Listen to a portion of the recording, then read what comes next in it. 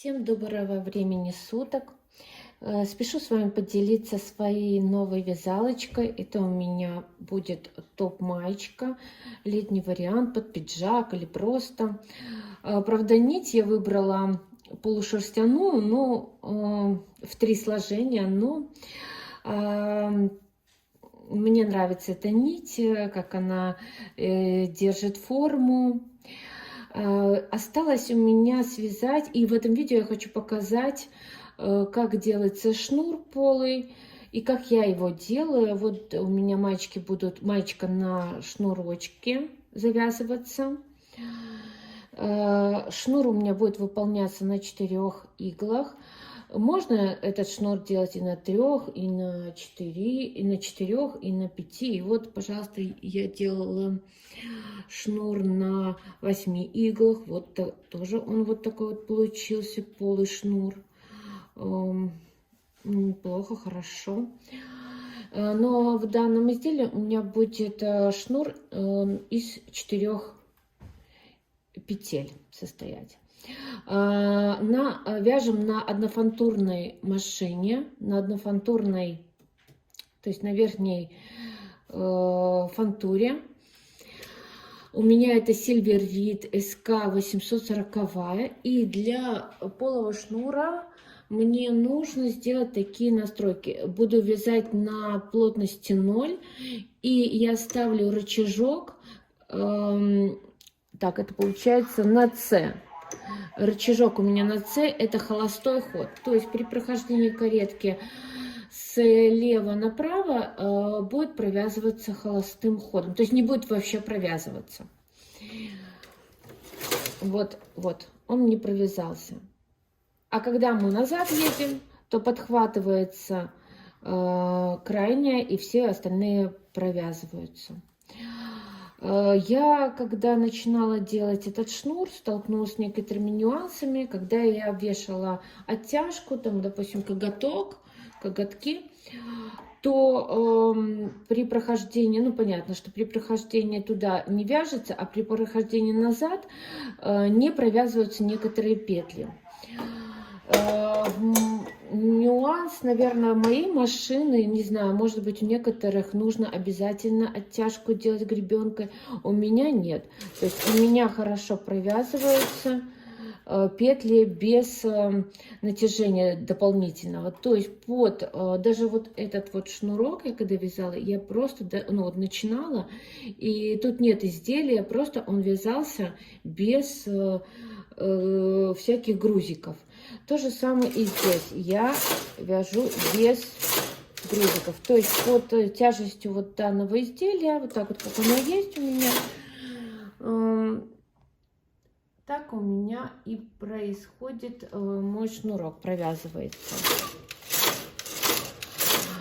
Ну и вот я провяжу нужное мне количество рядов для моего шнурочка.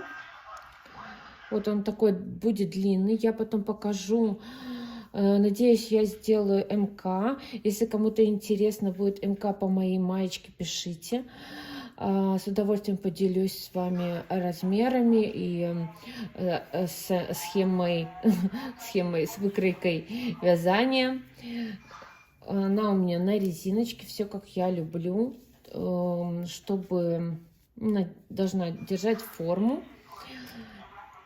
Так, ну я сделаю сейчас остановку видео, провяжу нужное количество рядов для шнура, и потом включу, вернемся, и я покажу, как я закрываю петли.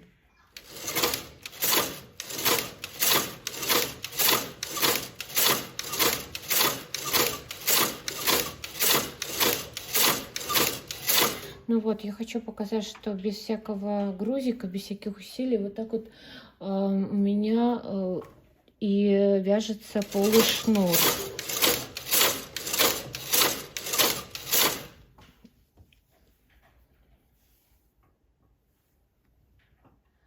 Ну вот, я провязала нужное количество рядов для моего полого шнура.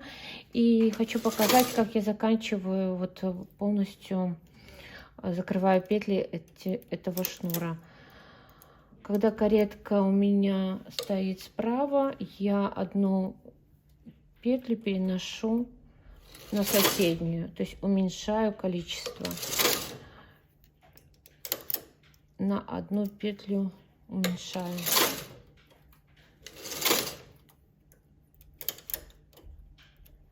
Так. Все, это последний ряд. И я беру, делаю еще одну петлю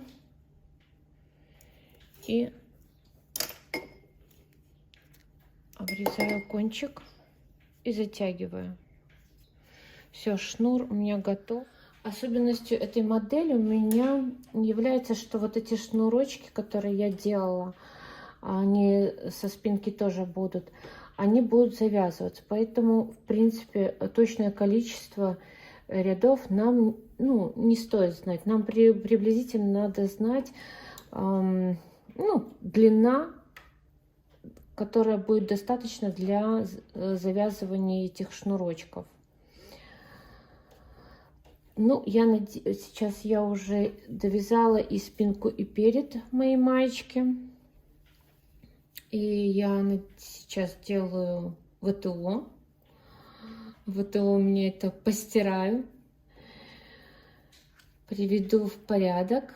И надеюсь, что в скором времени я поделюсь с вами мастер-классом этой маечки.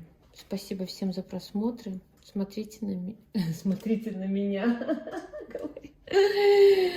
Подписывайтесь на мой канал. И всем спасибо. До свидания. До встречи. За просмотр. До свидания.